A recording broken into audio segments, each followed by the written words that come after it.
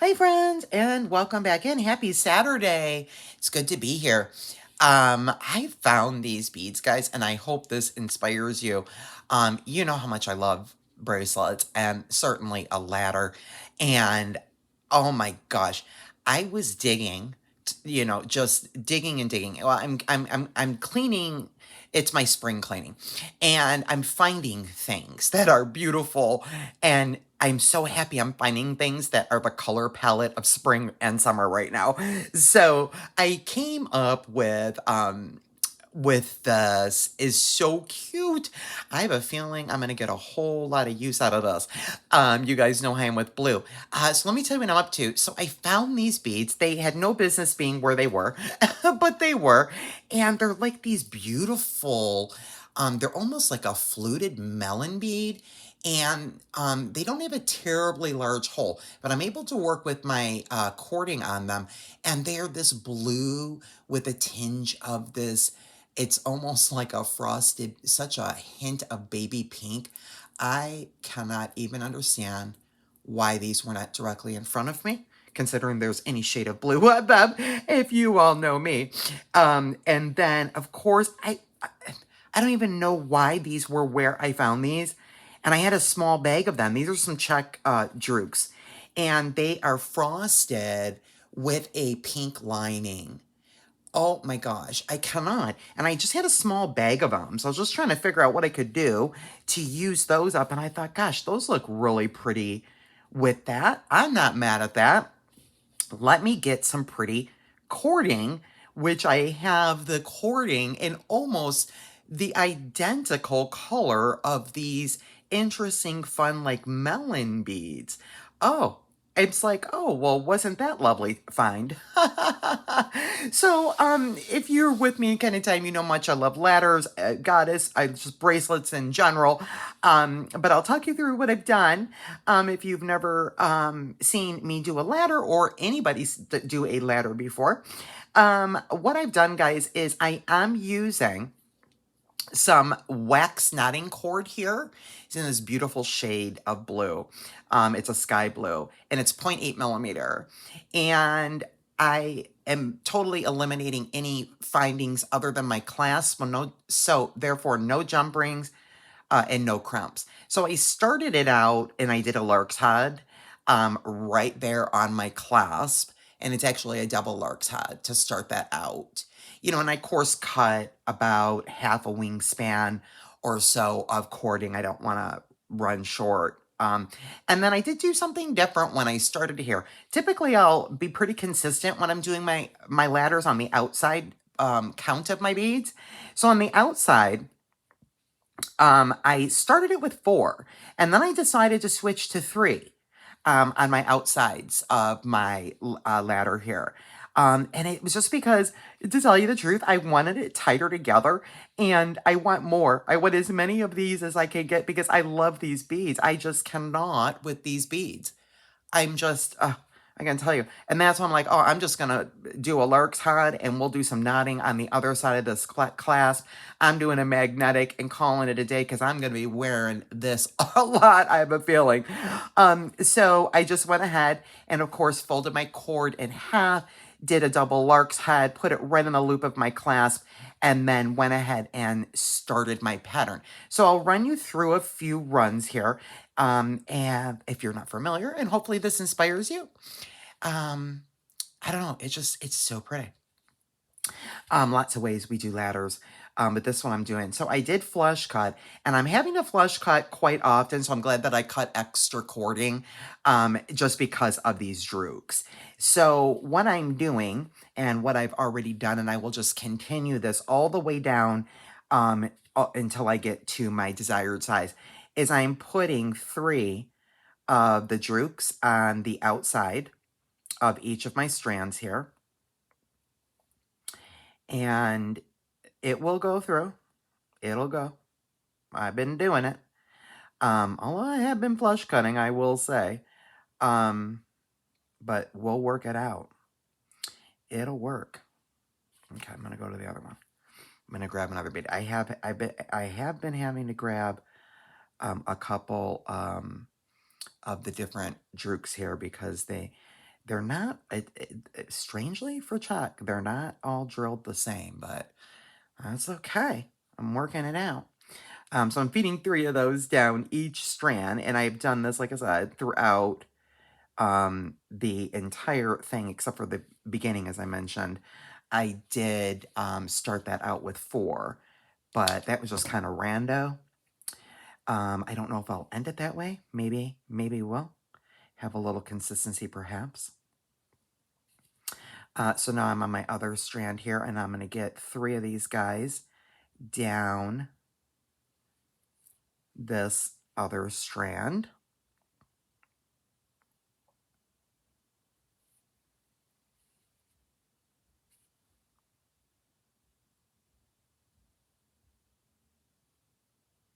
Okay, and so now I've got 3 and 3.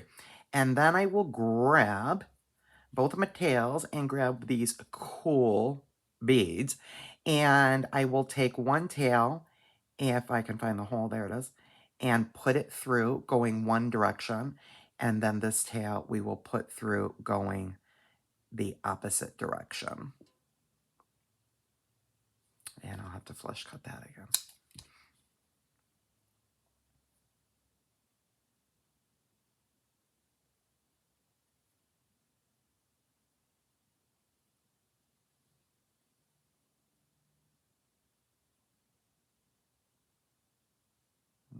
Okay, and get him pushed through.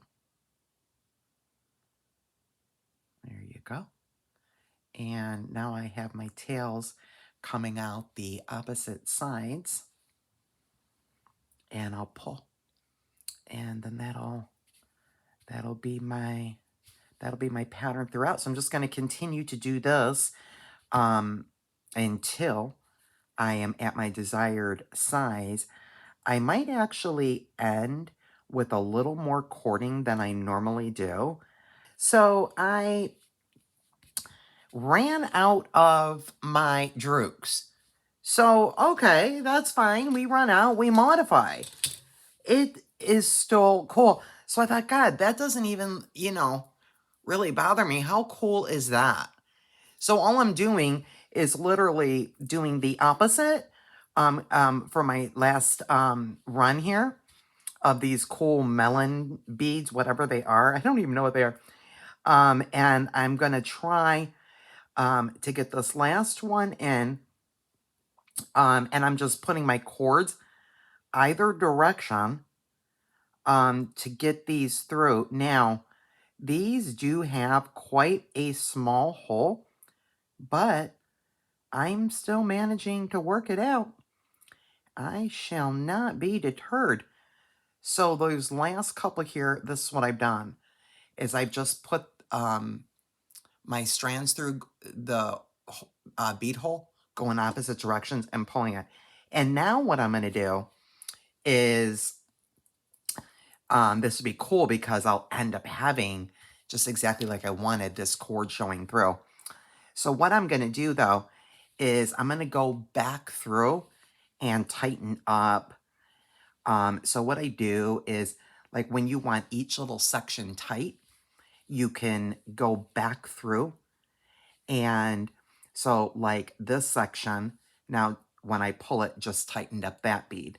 And now when I pull these, it's going to tighten up that section. And even though it's just a smidge, it's a smidge. So I'm just going to, because this is cording, so it's already going to be flowy. And so there, by just pulling it, did you see? Look at that, how much slack I got out, which is perfect because, like I said, it's already on cording and we don't need any more movement than it already has. And now I'm going to do the same thing down here with these last guys, is I'm going to pull the sides and get these to where now these are kind of somewhat straight. So they're a little straighter, but this actually looks really cool. This is a cool spin. It's like there's no right and wrong, right? Don't you guys just love sometimes when things like, oh, I ran out of something, and it forces you to figure out what to do? And there we go. And so now those are nice and straight. So I'm digging that. I'm going to grab the other side of my, pull up, of my magnetic. I am going to do first 2 overhand knots right here at the end of my beading portion, just to make sure that's not going anywhere. And because it's wax cord, it's certainly not. As soon as I put this knot here, it's going to be good.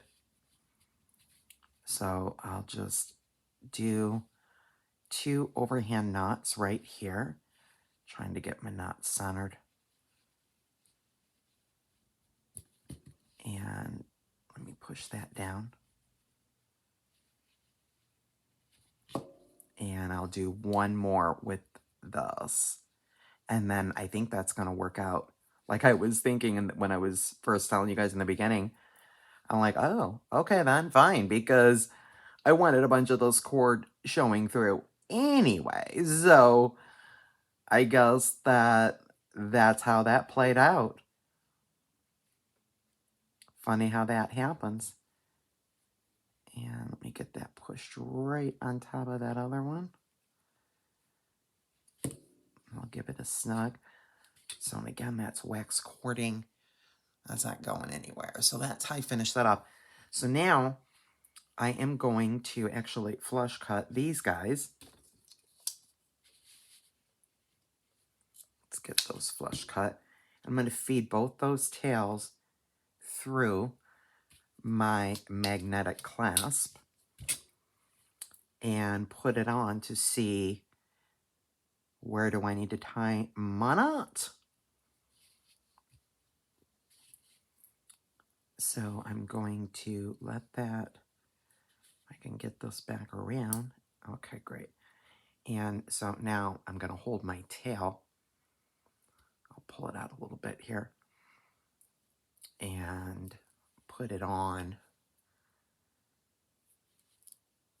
And then, well, okay then. There we go. And then I'm going to kind of pull and see where I need my knot. This is just going to look cool as a cucumber. So if I put my knot about right there, I think that's going to be good. So where is that? So right there, folded over. Okay, let me get that off. Okay. So then, therefore, right there, I'm going to tie my knot. Push my clasp back over where my finger is. And I'm going to put all 4 of my cords together. And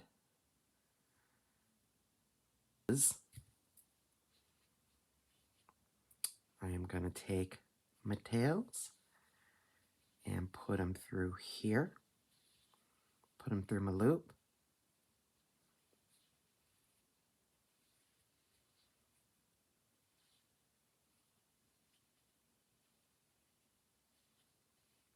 And just make my knot right there. Right, actually ends up being right below my other knots. So that's fine.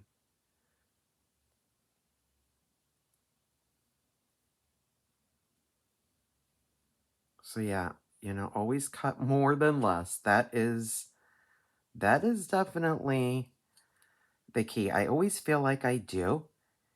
And then, you know, things happen and you're like, okay, why am I working with such a little amount of cording? So we work it out. Okay, see? Like, just this is why we have tools. This is just exactly why we have tools. And there we go. I pull that down in there. And that's a double knot on top of that right there. And that should work just ducky.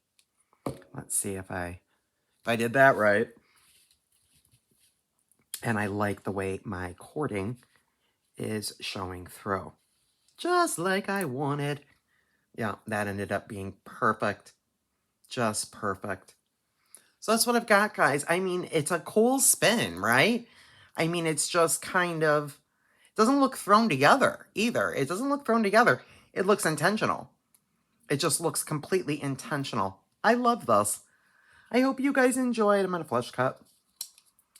I'm going to flush cut and get those guys out of here. There you go. And I hope you guys enjoyed and you guys have an awesome Saturday. And maybe you were inspired a little bit.